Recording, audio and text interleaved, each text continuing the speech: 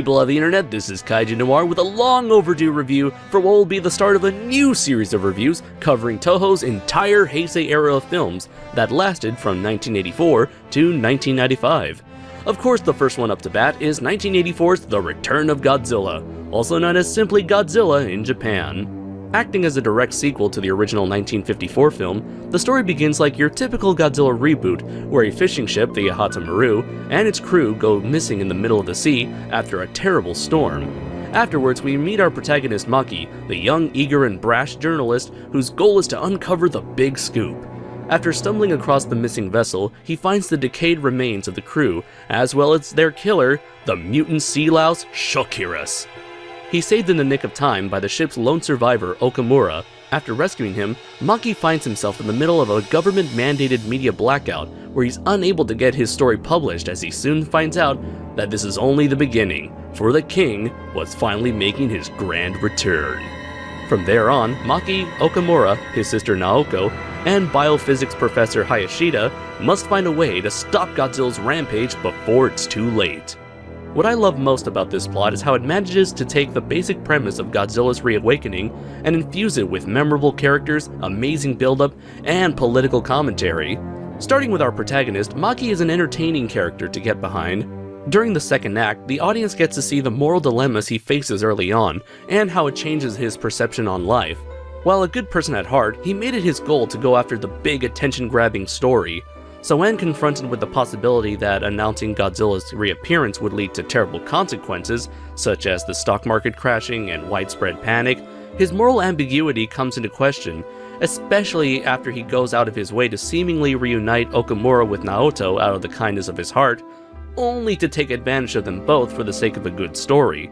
Despite his good intentions and willingness to expose the truth, he becomes self-aware of his selfish actions, and thus is set on an arc of redemption in helping out Hayashida and escorting Naoto out of the city during Godzilla's rampage.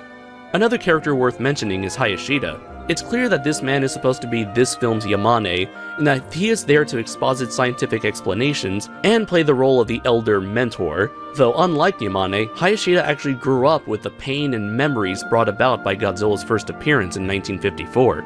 Because of this, he is intent to kill Godzilla, and sees the kaiju as mankind's responsibility. Now, the best character in my opinion is easily the Prime Minister of Japan. Every line of dialogue he speaks brilliantly reflects the political climate of the 80s, i.e. the tension between America and Russia, or should I say, the USSR at the time. In the film, both countries wish to use their nuclear weapons on Godzilla.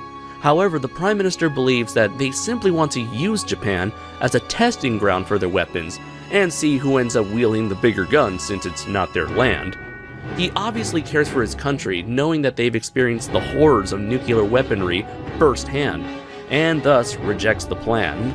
Overall, the influences of the Cold War are in full force here, and it works to help modernize Godzilla for the next generation. The use of political commentary adds a level of realism to the film, by treating Godzilla as an international threat, as opposed to a Japanese one.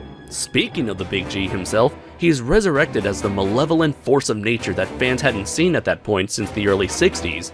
Simply put, this is the classic depiction of Godzilla. Right from the get-go, the film slowly built him up, with an initial ship attack, Okamura describing Godzilla as a living island that rose out of the sea, older characters reminiscing over the original 1954 incident, and eventually the grand reveal at the nuclear-powered facility. In this film, Godzilla moves and acts like a lumbering tornado, slowly tearing apart everything in his path. He's an uncaring beast, soulless, with no sympathy nor remorse. What I find fascinating about this portrayal is that he's not so much a fully sentient creature with the intelligence or self-awareness of a man, but is rather built on an animalistic instinct type of behavior. Whenever he goes on the attack, he does so in search of sustenance, such as the nuclear energy in his initial attack, making this the very first appearance we've actually seen him obtain nutrition of any kind. He is also susceptible to bird calls, as he follows the direction of their frequencies. This does raise some questions as to why he is attracted to them in the first place. Could it be that his species lived in herds and thus relied on this form of communication? If so, does that make Godzilla a more sympathetic creature, in that he's searching for someone like him? One last thing I'd like to bring up about Godzilla is whether or not this is supposed to be the same creature that supposedly died in 1954, Or is this the second Godzilla, similar to the one that appeared in 1955 and has since appeared in all the Showa films since then? As simple as it would be to think that this Godzilla was brought about by Cold War nuclear testing, there are just several factors that prevent me from believing that this is the case. First off, no one in this film ever refers to this creature as a new Godzilla, but rather treat him like he's the original who's come back 30 years later. In the second film, Godzilla Raids Again, Dr. Yamane quickly concludes that the monster from that film is a new specimen. Also, later on in this continuity, where time travel becomes relevant, we still don't hear anyone discussing the existence of two Godzillas, with them acting as if there has always been one. Personally, I like to think that in this continuity, Godzilla must have gone into a coma in 1954 after being exposed to the oxygen destroyer, and wouldn't wake up for another 30 years. Either that or he somehow must have pulled a Superman and was resurrected by means of conveniently contrived writing. But hey, that's just a theory. A G theory. It just raises too many questions. As for the special effects and production values, they are a sight to behold, if a little bit dated by 2015 standards. Due to 80s era architecture, the models tower over the suit actor in order to fit in scale with the now 80-meter Godzilla. The model work is still impressive, as are the vehicles, which include the appearance of the Super X, an experimental machine that's basically a heavily armored hover tank, which do just enough to give the film more of that sci-fi edge that fans liked back in the day. Godzilla's roar was upgraded by adding a more realistic growl in the mix, making him all the more intimidating, which happens to make it my favorite roar of his. As for Godzilla's new design, I'm mostly half and half on it.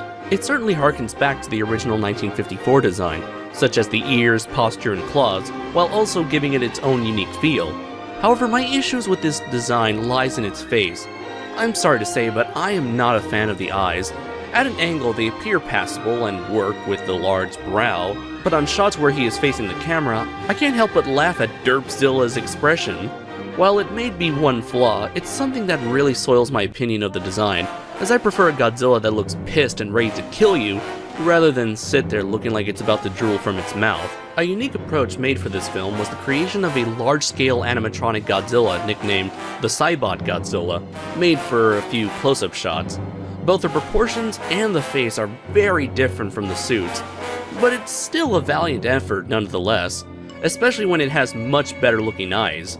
Whenever those eyes are facing forward onto a target, it adds that extra level of danger for the human cast. The Cybotzilla is at its best when roaring and causing its upper lip to snarl. Its worst moments are whenever its arms are on screen, or pretty much anything below the neck, due to its slow, jerky, and awkward movements. As for the choreography of the destruction sequences, they are executed more slowly than what you might expect from a Godzilla film. He doesn't actively go out of his way to destroy everything in sight, but rather marches along on a single path and happens to smash anything that is in his way, pausing every once in a while whenever he's confronted by resistance. The decision to take things slow may not work with some, but for me, they don't hamper the film one bit, since they help tremendously in treating Godzilla like an unwavering force of destruction, and the score more than makes up for those slow moments. Speaking of which, the score, composed by Reijiro Kuroku, has that timeless and haunting feel that perfectly suits the film's tone. It complements Godzilla as a gigantic embodiment of death, and makes each scene with him all the more intense. The military themes are very heroic and uplifting, something you'd like to hear in the background as you're charging into the battlefield head-on.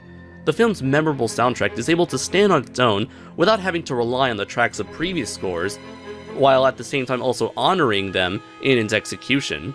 It is unfortunate that this score was never used in future films, but as we'll see later down the line, the reappearance of a legendary composer more than makes up for that. It is important to discuss the American cut of the film, Godzilla 1985, which was produced by Roger Corman and featured the return of Raymond Burr, reprising his role as reporter Steve Martin for the American cut of the first Godzilla film. What's important to note is that Godzilla 1985 was initially intended to be a straight-up comedy. However, Raymond Burr made the production treat Godzilla with at least some amount of respect, otherwise he wouldn't agree to be part of it. Even still, much of the dialogue in the original American footage is littered with hokey dialogue from everyone surrounding Burr, and you can just tell that he himself did not want it to be there. What was also changed was everything that made the story in Return of Godzilla good. This cut skips over important character-defining moments in order to make room for the American scenes. Maki never takes advantage of reuniting and reporting the reunion of Okamura and Naoko, and thus is never given that character arc. The Prime Minister's reason for not allowing nuclear weapons in this version was that it was simply against their law to use them. Without those crucial key moments from the Japanese version, you end up following a bunch of characters who are mainly there for exposition, which is what Raymond Burr was already there for. On top of that, Godzilla 1985 pretty much throws Russia under the bus when it comes to altering the Cold War elements. Before, in the original cut, when a Russian nuke was accidentally launched, a soldier attempts to shut it off, stating that he was the only one who can stop it, shortly before dying in an explosion. However, in the American cut, the dialogue is changed to where he says that he needs to launch it before the film cuts away, showing the nuke launching from space. This scene pretty much solidifies my belief that the purpose of all these edits is to portray America as the heroes for when they use their nuke to stop Russia from destroying Tokyo. Aside from the annoying and unfunny American military personnel and the non-existent Japanese characters, the one thing that truly stands out in all of this is of course Raymond Burr. Much like Hayashida, he convinces you that he was there in the middle of the chaos that went down.